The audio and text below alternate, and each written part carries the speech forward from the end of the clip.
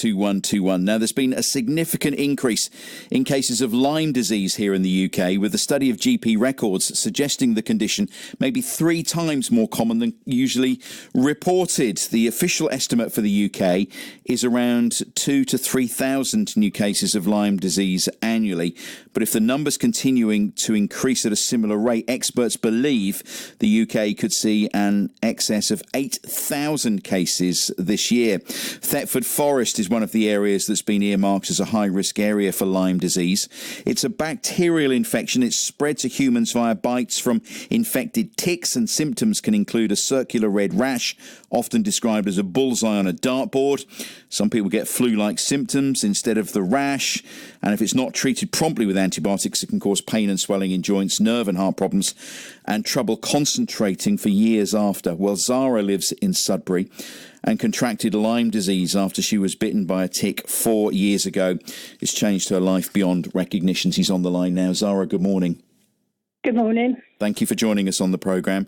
Tell me about the day you were bitten. I used to be a cross-country runner, and I was just running, and we got to a corner and I just completely collapsed, and I then started to have really bad flu-like symptoms. I was very fatigued and I started to get horrific pain in my jaw. So I went to A&E. Over the space of the weekend, I must have gone 8 times, and I just begged them to help me, but no one helped me. So they couldn't recognise what was up?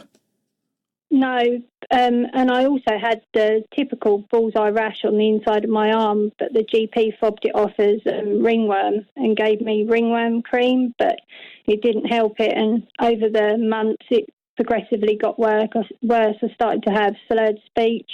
I couldn't stand up straight, my balance would go, I'd lose control of my bowel and my bladder, and it just escalated from there onwards. Oh my God, that sounds terrible. When were you finally diagnosed? I was diagnosed about a year and a half later. I had a test on the National Health which come back negative, which is quite normal for people that have Lyme disease, because the NHS testing is only about 40% accurate. So I then invested in having some testing done in Germany. And when it came back, I had 3 strains of Lyme disease, co-infections, and I had parasites as well. All from this bite? All from this bite.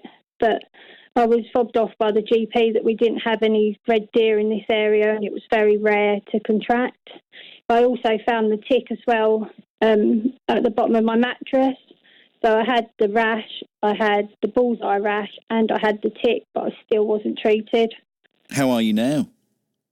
I'm nearly 4.5 years on. I have really bad problems with my nervous system. I struggle to walk. I use a wheelchair. A very noise sensitivity, and I'm still in a lot of pain. I've had a blood clot in my neck. I've had ulcerated colitis, but it has actually damaged my nervous system and my immune system. So we're trying to rebuild that again to get that back into some normal function. So people who might just not have heard of this before, or not taking precautions going out in the countryside, really need to heed these warnings. Yeah, they do. Not everyone gets the typical rash. Not everyone knows that they've even been bitten by a tick. But I just say to anyone that if you start to feel unwell and you get flu-like symptoms and you notice a rash, please go to your GP and insist on antibiotics, because it doesn't cost much money to the National Health. If they were to treat you with antibiotics, it would cost them more in the long run, having to have different testings, having other treatments. Yeah.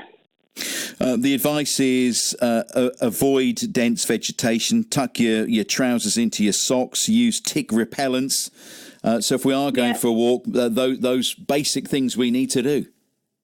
Yeah, and don't wear open-toed sandals on long grass or anything like that. And just be aware, really. Don't be scared of that it might happen. Just be more vigilant. That's all I tell everyone.